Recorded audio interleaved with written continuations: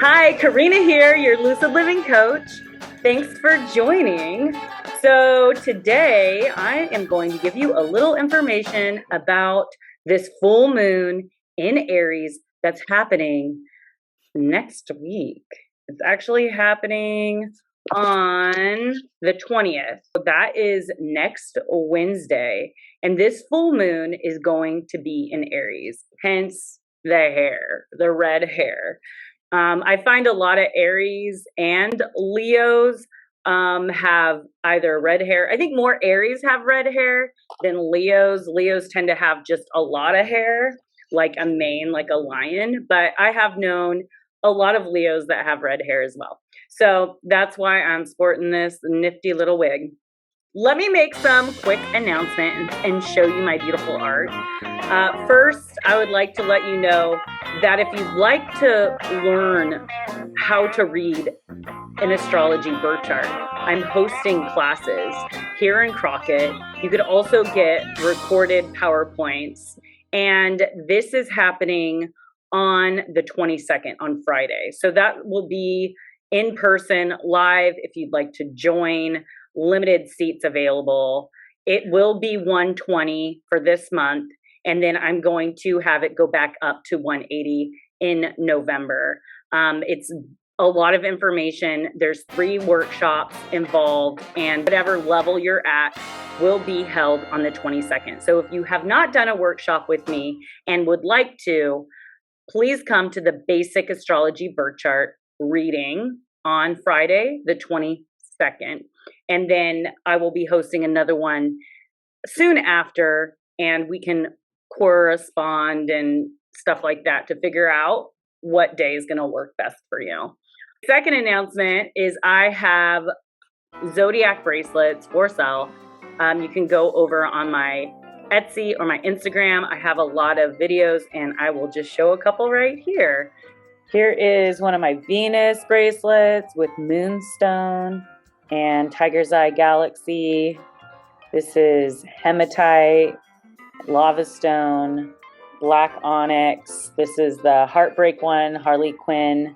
Get over the heartbreak of Joker. This has moonstone, rose quartz, rainbow hematite, rainbow tiger's eye, and some protective stones. This one is blue tiger's eye and blue lapis, sandstone. This is the planet one. I love the planet one. Has all the planets of our solar system. And then I also have the famous moldavite. So these are raw moldavite and polished moldavite. This is aquamarine, citrine, and amethyst, and rainbow hematite. So I make zodiac bracelets. I pull up your natal birth chart and I see what crystals are good for you, and I make a bracelet out of them. I also have planet bracelets, which are pretty popular right now, and those are for $30. All right, guys, let's get right into it. So today I'm recording this on Saturday, okay? And I know many of you have been feeling the way I've been feeling, very tired. This is not something that's unordinary or out of the ordinary for retrograde season. We have had Saturn go direct, Pluto go direct, and now we're going to have the biggest planet of our solar system, Jupiter, go direct on Sunday, which is tomorrow. So Sunday, Jupiter will be stationing direct. And because it's so big, we're going to definitely feel that. And I have been taking naps for the last 2 days, super sleepy. Also, the fact that Mars is so close to the sun, it's getting burned up. And Mars is the planet of drive and energy. And it's pretty much the sun is outshining this small little planet. And it's really having an effect on our energy levels. And then on the 18th, Mercury is finally going to station direct. And this is going to clear up a lot of the mind clutter and the hazy daziness and the miscommunications. So the new moon was in Libra, and that happened on the 6th, okay? And Libra is about keeping balance and mutuality through conscious action in relationships. And we might have felt moving forward in our relationships and our partnerships, as well as our business partnerships, marriage, romance, and friendships, okay? Now, after that, then we were feeling that pullback of Mercury retrograde and then Saturn going direct in Aquarius, which is now stronger than Jupiter, right? And Saturn is the planet of restriction. And so if this, wherever Aquarius is, you might have been feeling like the heaviness of Saturn, because Saturn's been really, really close when it's stationary direct, and that happened on the 10th. Now things were kind of got a little crazy. I'd say around the 9th, because that's when Mars and Mercury were conjunct. And this could just be like not thinking before speaking. This could be like angry or irritated and stuff like that. So let's just say that around the 6th, the new moon, we started moving forward in relationships, right? And then there was some backpedaling going on because of disagreements or arguments or misunderstandings and stuff like that, which Mercury retrograde contributes to that. And a lot of action that has been happening as far as like Saturn going stationary direct and Mercury retrograde. And now Jupiter is stationary direct, and we're starting to feel this heaviness lift a little bit now that Jupiter is getting really close to Earth. And then it will start moving forward along with Mercury. So then it comes to the 20th, which will be the full moon in Aries. And so I put an Aries type of moon here, and then Libra energy. So that's why I put the 2, because these are 2 polarities that are happening. We have the moon in Aries, and we have the sun in Libra.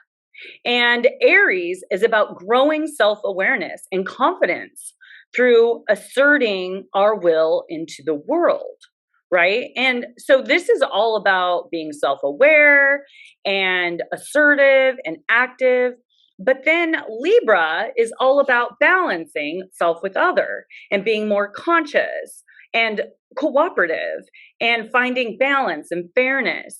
So this is what this energy of this month has all been about, at least from the 6th to the 20th, where the full moon in Aries is like highlighting our ego and how much it plays into our interactions with others. It could hamper us listening, or it could hamper us being vulnerable. I mean, our egos are there to protect us from pain. And sometimes we can protect ourselves so much from pain that it hinders us from growth and evolution and moving forward and taking risk. And so you'll find this within ourselves. Let's say, for example, you really want to be an actress, okay? And, you know, maybe your ego desires this. And then you have an opportunity to do an audition and you end up not going, okay? Because of fear of rejection, or fear of not being perfect, or fear of not getting the role, or maybe the fear of not being good enough or ready. And that's all our ego trying to protect ourselves from rejection and pain. And with that being said, if you never go to audition, you will never become an actress or an actor, right? And for all you have known, you could have been one of the very few people that went to audition for this role. And all the director is doing is trying to put together a production. And the director wants as many people as possible to audition, so he has more, or she has more of a range of people to choose from. But if everyone was scared or in their ego, no one would get a role, and the director wouldn't have a lot of people to choose from. And therefore, you might land yourself a spot regardless of if you're good enough or not. So that is just a little example of how our egos can get in the way. And I would like to read the inside degrees on 27 degrees of Aries. I'm going to pull up my chart.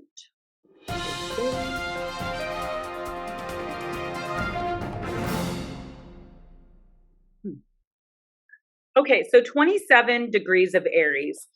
And this is a pretty deep read, so just bear with me. The playground of the world is both wide open and oddly synchronistic. Everybody can go anywhere and do anything. But sometimes you come up against yourself, no matter where you look, and you meet your shadows and delusions coming back at you in every form you are desperate to deny. A frenzy pursues stimulus, entertainment, distraction, and diversion. And the world arena turns into a hysterical proposition of thematic echoes, making the whole journey too obvious, too direct, and too brutal. The only postponement tactic left is to devise whole worlds of self-justification and self-vindication to harbor you just long enough to let you face the ruckus feedback loop that is trying to tell you that being a personality on the loose is a great disguise and is not covering your nakedness and never did. So our personality, it's evolved from the word persona, which is evolved from the word mask. So our personality is a mask. It is more so the sun and the rising in our birth charts. Just because you have the mask of, let's say, a Leo or whatever your sun is, does not mean that that is who you are inside, or your soul self.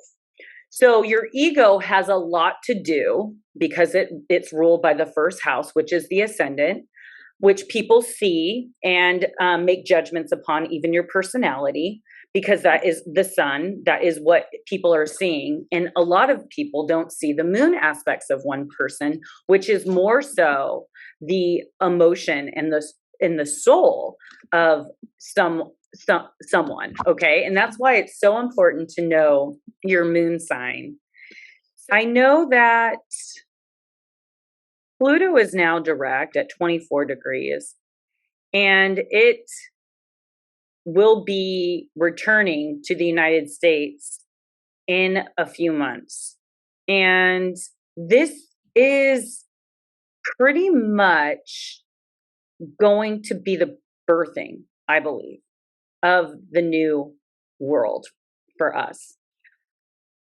In 1774, I think the Continental Congress was created. And then 1775 was smallpox, which is very similar to what's going on now. And then 1776 was the birth of the United States, okay, which is Independence Day.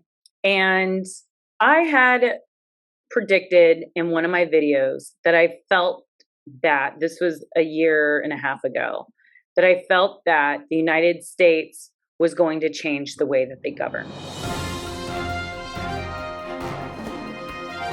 You know, these are things that we're looking at. And because this lunar eclipse is in Cancer, and it's this north node. This is going to really take what we gathered for the lunar or the solar eclipse on Christmas, and now it's shifting.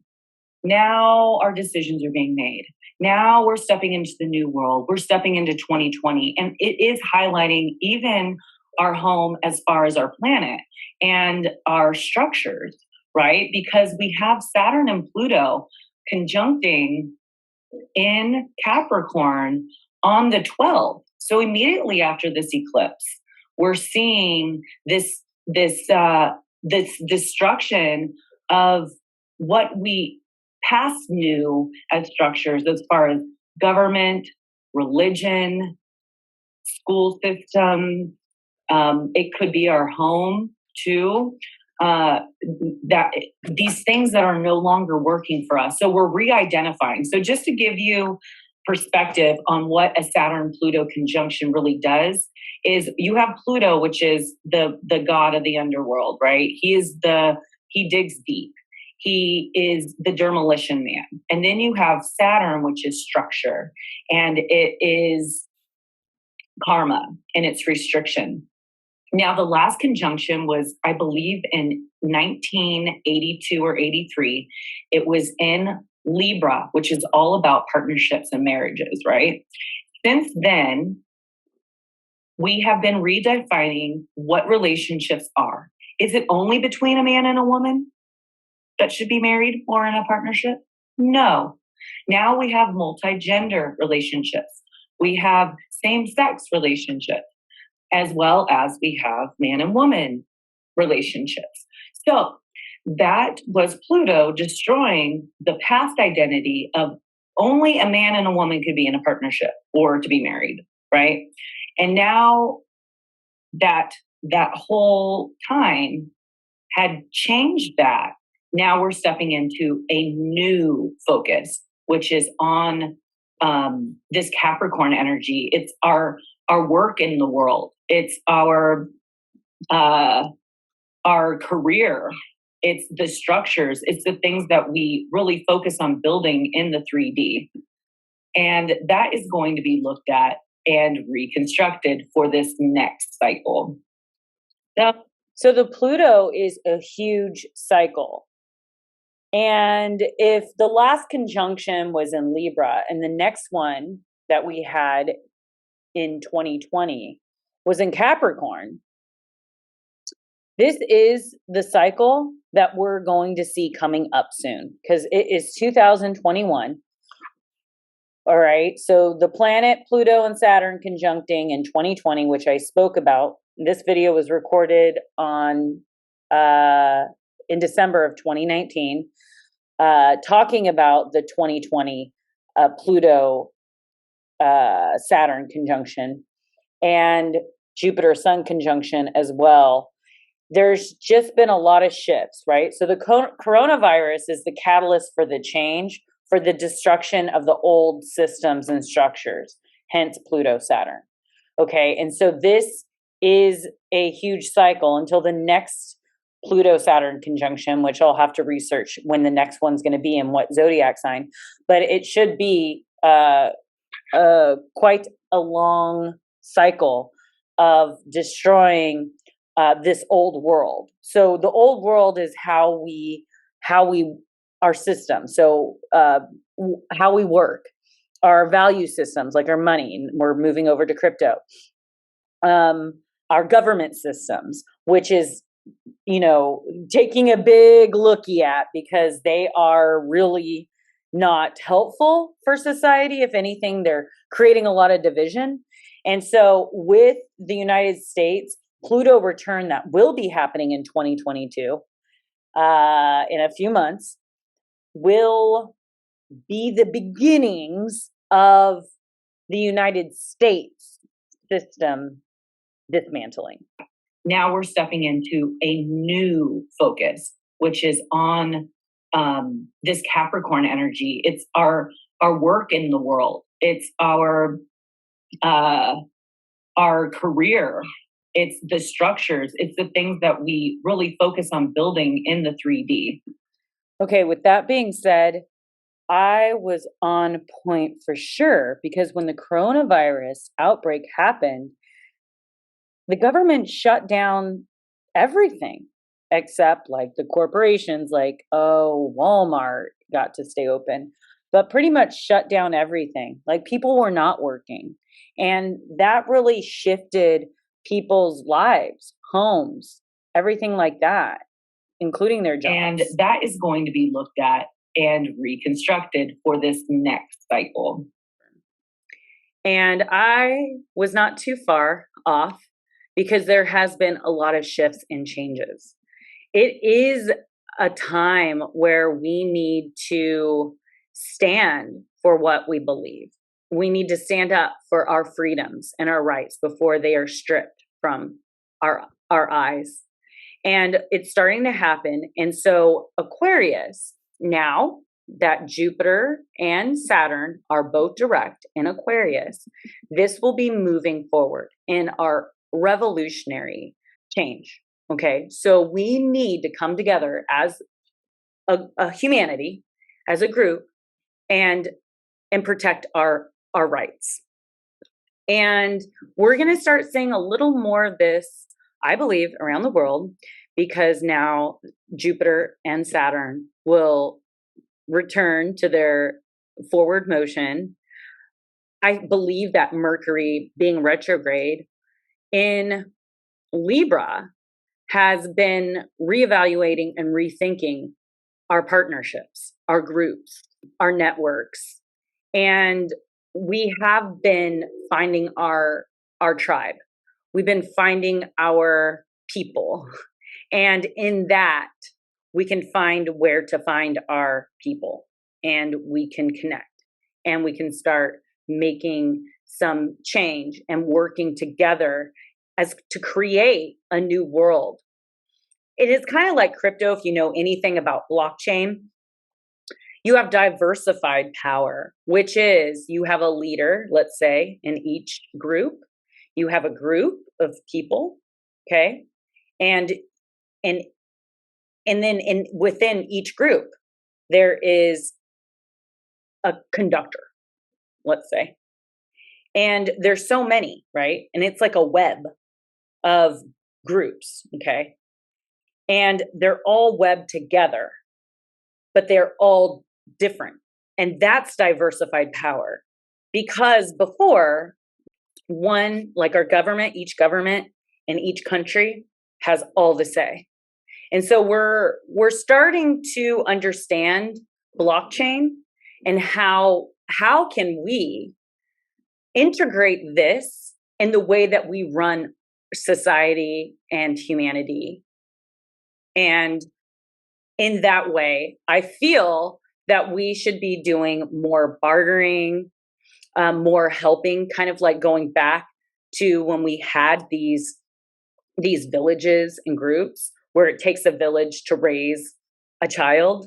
And I feel that we're kind of going back into that kind of narrative.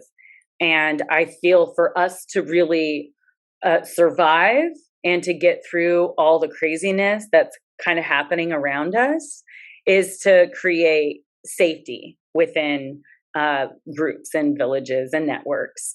And so just keep that in mind, because I feel like that has a lot to do with a lot of the things that are happening. Okay, so for this full moon in Aries, Mars is conjunct the sun in Libra. And both the sun and Mars are uncomfortable in Libra. They want to take action and initiate movement in their passions and their purpose. Mars is combust and it's getting burned up in this like hot ass sun, right? And so we're losing a lot of that energy and stuff like that. Now, opposition is the moon is opposite, right? The sun.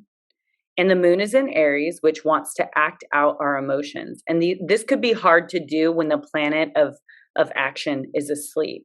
So it can come out as frustration. So you just want to be careful with your communication as well, thinking before speaking. Also, there is a quincunx to Neptune in Pisces from the Sun and Mars, mostly Mars because it's closer. And this could play out in a way of like seduction or manipulation to kind of get what we want. So be really mindful of that, being deceived or manipulated. And then we have Mercury in Libra is very pleasing, okay, in communications, and yet very indirect. So this could be trusting and take longer to get to the point than usual. We might be beating around the bush and not being very clear, especially with Mercury kind of stationary and before it starts moving forward into new territory after the retrograde.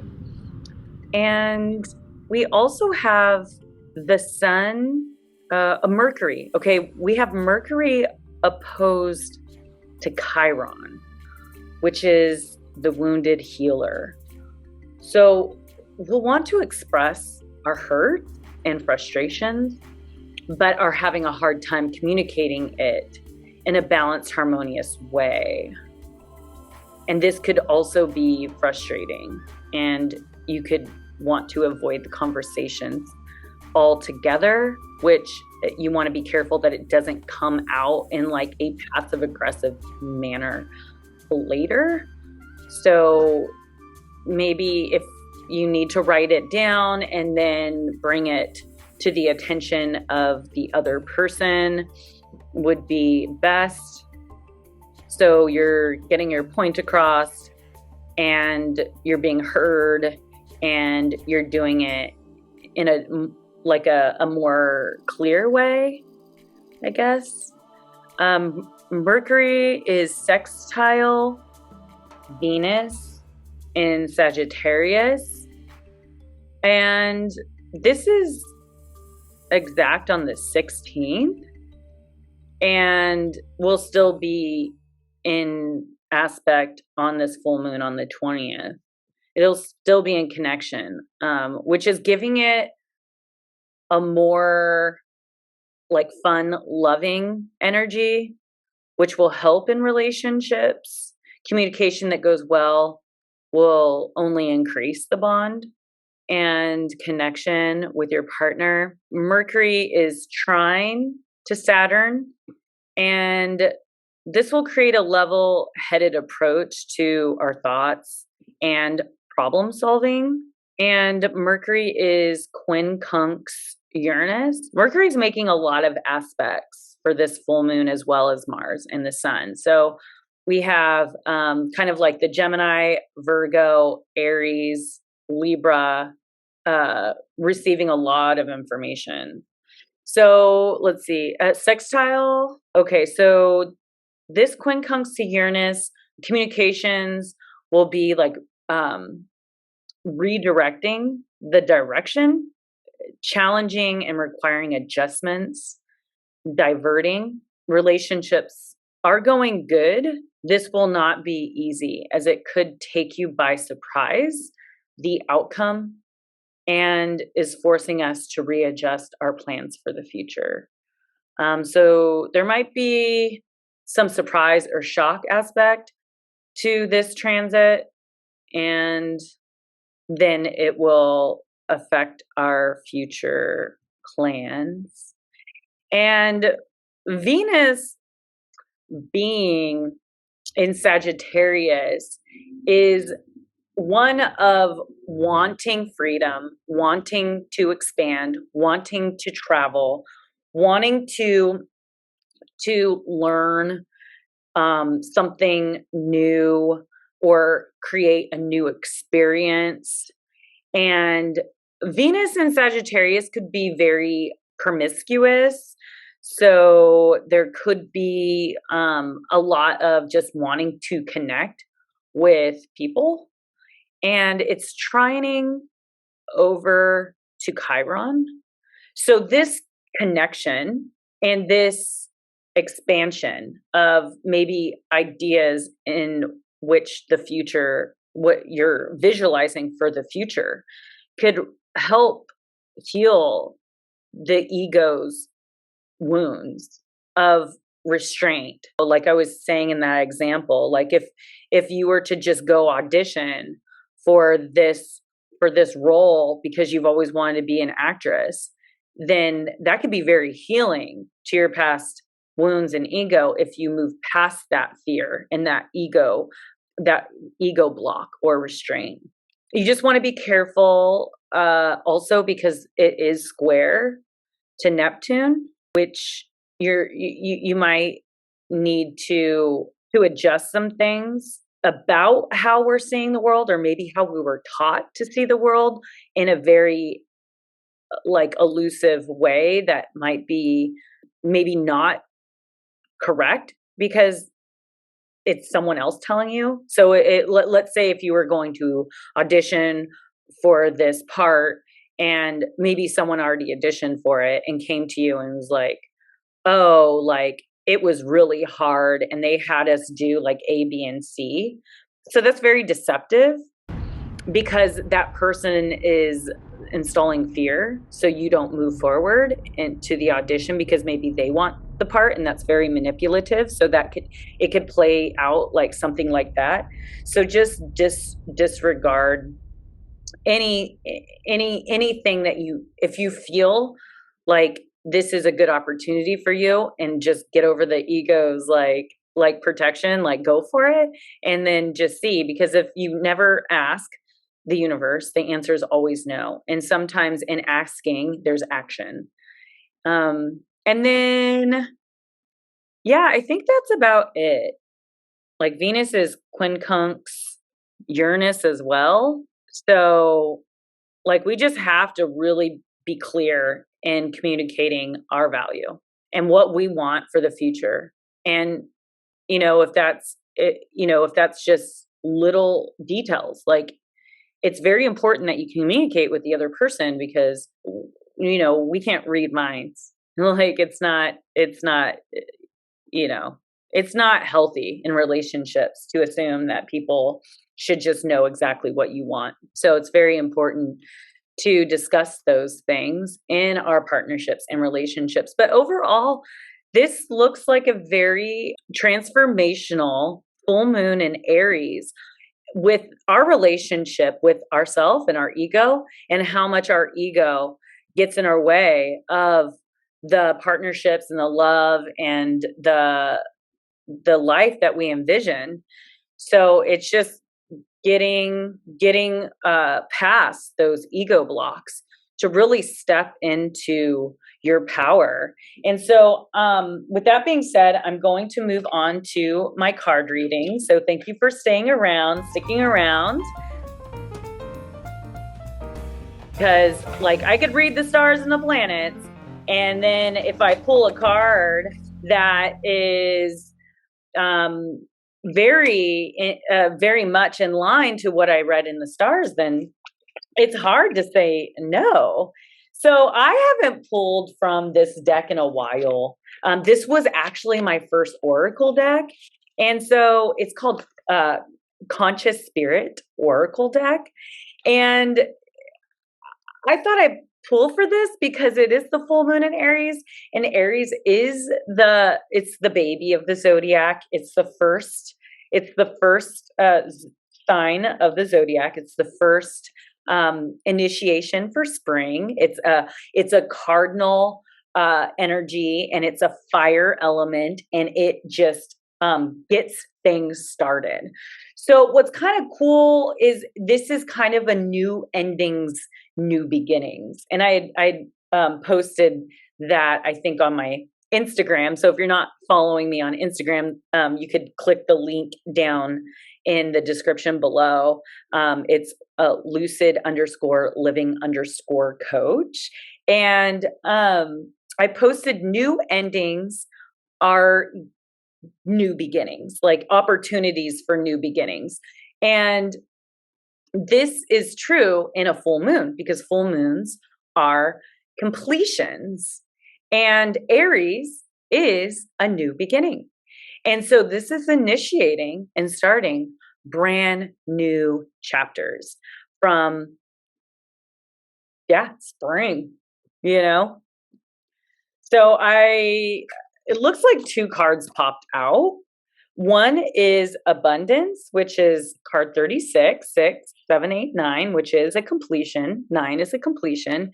And it says, I am grateful for the abundance nature and the universe provide for my life. And that is very Venus in Sagittarius. Our modern day lives have led us to believe that abundance comes in a form of material goods. Yet, even when we have an excess of material wealth, we still feel that something is missing from our lives. This card reminds you that true abundance is not found in the material goods, but in nature, in loving relationships, in material goods. In material goods, in loving relationships, in following your dreams and passions, in opening our hearts to others and to nature. Nature and spirit provides you with all that is required, and it is time to live in harmony with them.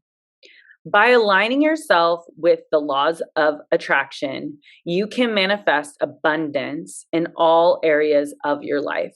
However, this card also carries with it a warning that if you use the law of attraction to acquire material abundance for selfish reasons or at the expense of Mother Nature, you will never find true happiness and peace. Recognize and pursue abundance of a sustainable nature. Never take more than what is needed. If you have abundant material wealth and are still unhappy, this card is here to tell you that you are looking in the wrong areas of life for abundance. By living from your heart center, respecting all life, and showing gratitude for like what you do have, abundance will begin to flow into your life. Gratitude and abundance will go hand in hand. And then the second card that came out wasn't even looking for a second card to come out, was meditation. I meditate daily to allow universal wisdom to flow through me. And this is a very Neptunian card, but this card is asking us to make time on a daily basis for meditation. The practice of meditation will help you find inner stillness within your mind and help you de-stress.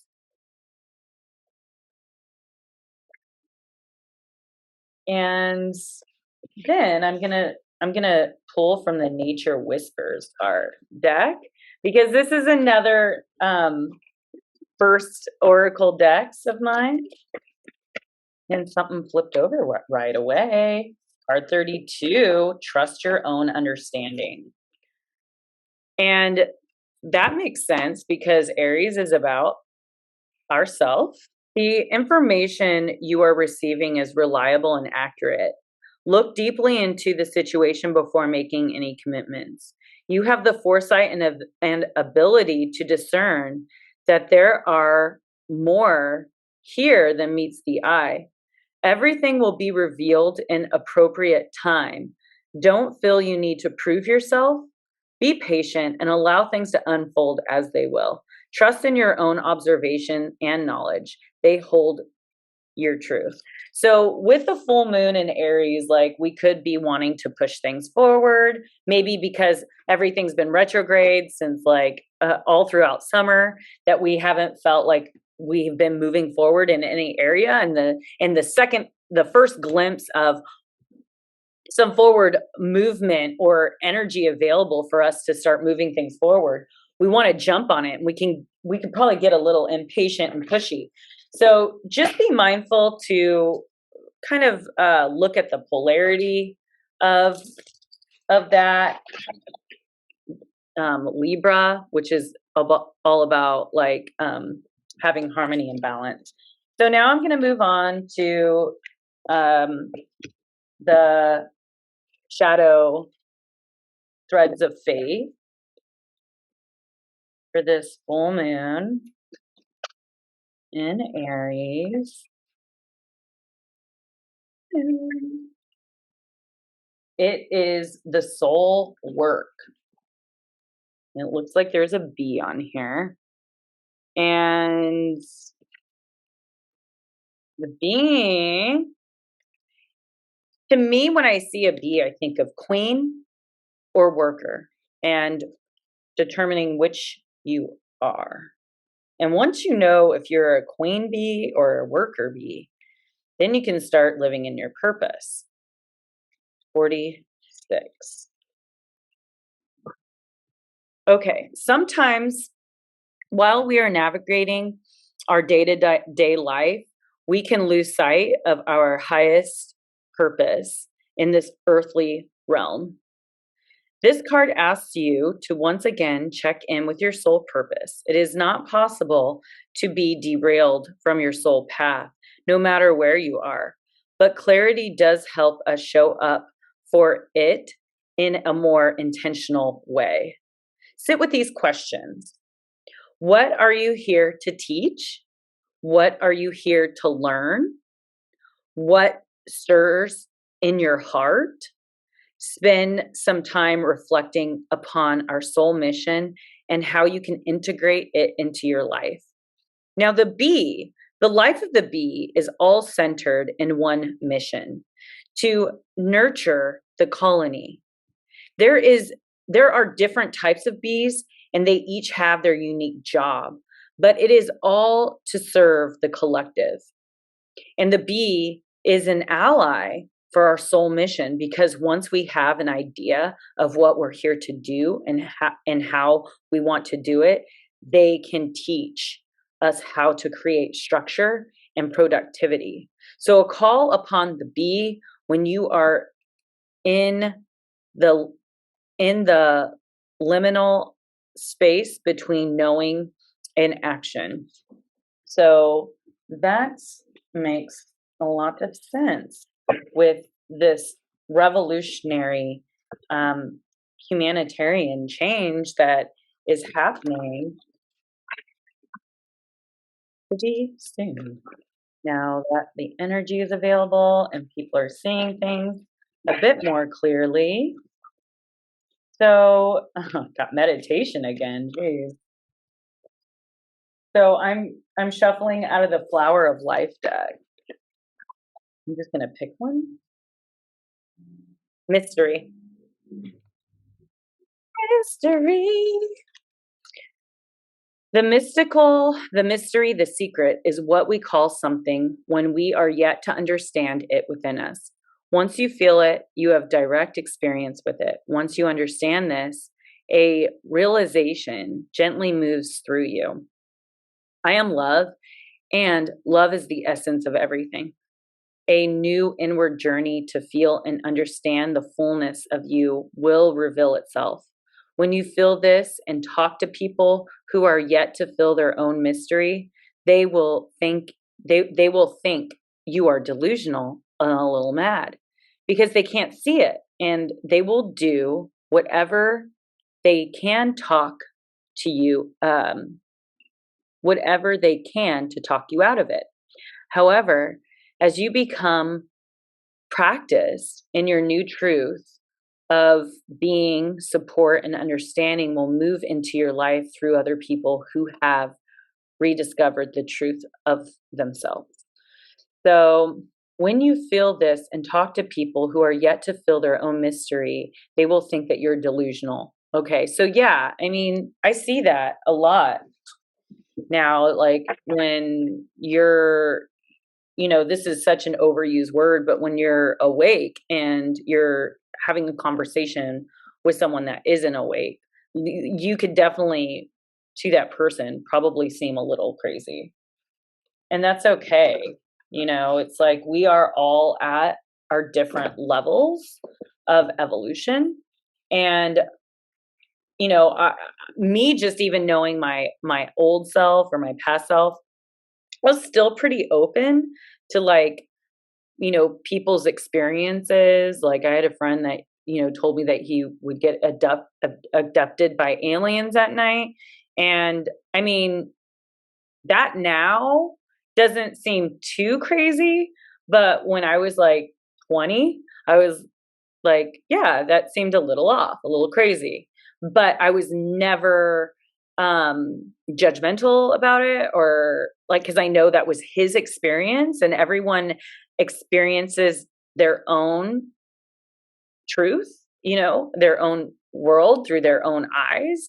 And so I've always been pretty open minded about stuff and not judgy, more curious. And I think that that's a really healthy place to be, is when someone sees something so different than you, to be more curious about their experience or their truth or how they see things. And I think that that's a really good approach to a lot of things that are creating a lot of separation for us.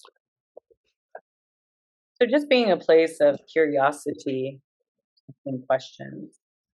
So I will pick from the animal spirit because it's been a while since I've done this one. I've been using my other spirit deck. Oh, it's so nice outside and I'm hungry. There's a sailboat out there. Nice day.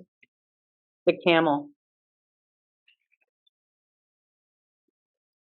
The camel.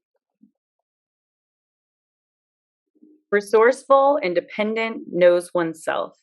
The camel can handle absolutely anything, as it carries a wealth of nutrients within.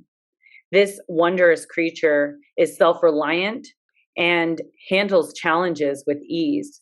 Even in the face of excess heat, the camel searches inside for the cool elixir of water to calm the situation.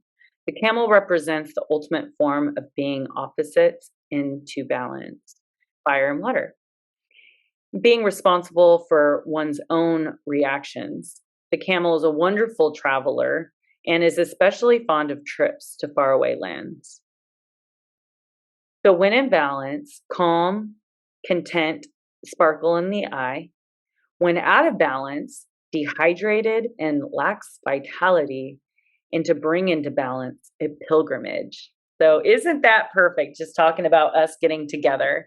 So, this card is saying to connect with your people and networks and groups and create unity.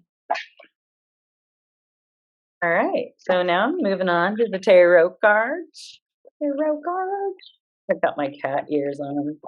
Is there anything for this full moon in Aries? Ooh, Temperance. Ooh, the Hierophant. Ooh.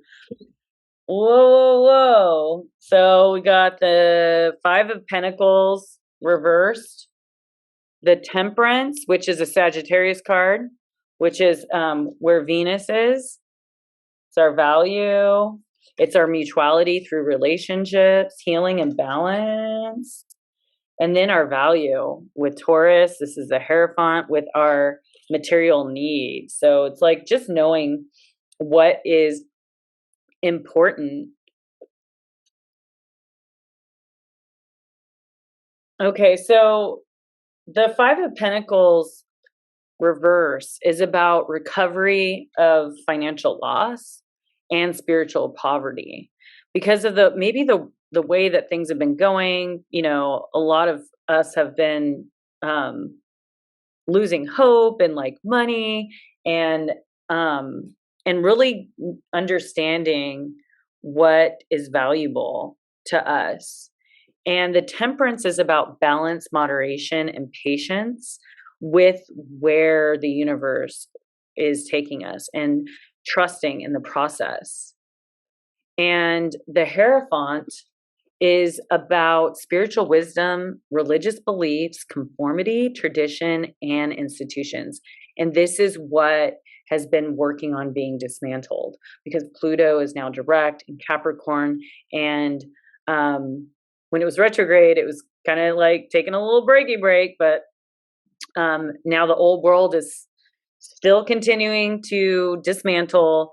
As much as the old world wants to keep hanging on, all these old people in office need to go away because that's the old world, and we need to get more younger people in office and in leadership positions.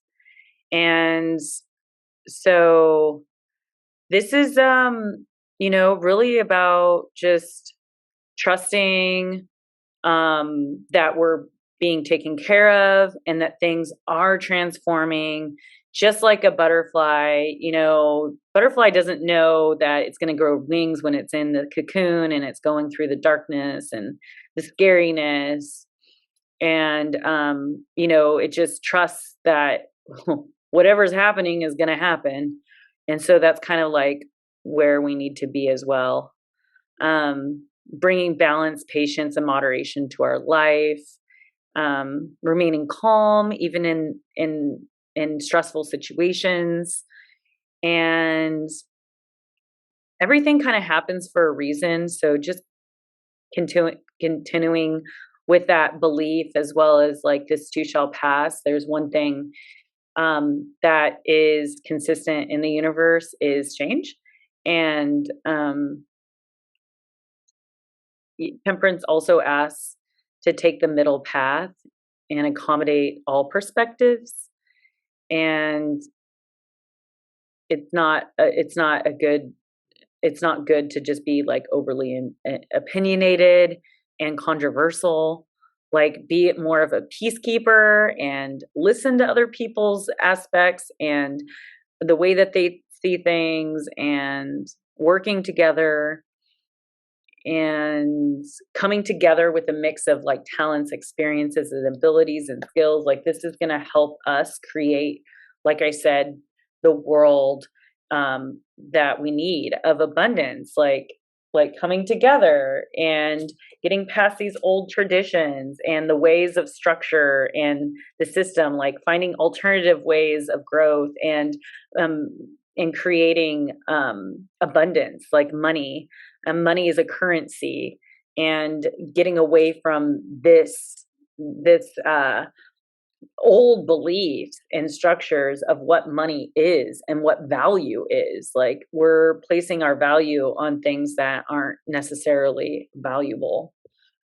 So with that being said, thank you for joining. Thank you for liking and sharing and subscribing to my videos. And I will see you on the next video. Peace out, guys. Your Lucid Living Coach. Yeah, these are really expansive ones. Like, Moldavite, if you want a lot of action, like, you definitely want to order Moldavite. These ones are expensive because it's a meteorite and it comes from outside of Earth, and they just crash, and we're very lucky to have them here to bring in our galactic family to help move things. So people get afraid of this. It's nothing to be afraid of. You just have a lot of transformation that happens in your life that puts you on your path. So nothing to be afraid of. I wear mine every day and I am still alive. I have garnet and smoky quartz and only crystal stuff. But this one's really fun. I have special orders too, so I look up your natal birth chart and then I make a bracelet that has to do with the crystals that are associated with your sun, moon, and rising. Yeah, this one has regular tiger's eye, moldavite, smoky quartz, citrine, aqua, marine,